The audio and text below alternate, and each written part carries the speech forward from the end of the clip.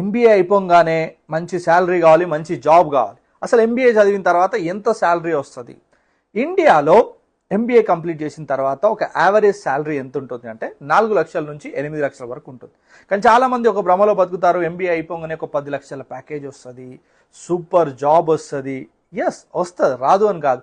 కానీ అవి రావాలి అని అంటే నేను చెప్పబోయే 3 స్టెప్స్ మీరు ఫాలో కావాలి. ఫస్ట్ స్టెప్ ఏంటి అంటే, మీరేదో నార్మల్ కాలేజ్లో ఎంబీఏ చేస్తే అసలు జాబ్ వస్తుందో లేదో కూడా తెలియదు.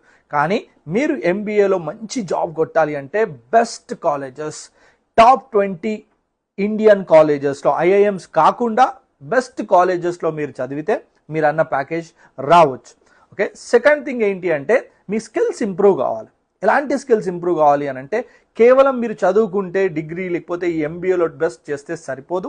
మీకు కొన్ని షార్ట్ టర్మ్ కోర్సెస్ కూడా మీ రెజ్యూమ్లో యాడ్ అవుతే అది మీకు వెయిటేజ్ పెరుగుతుంది.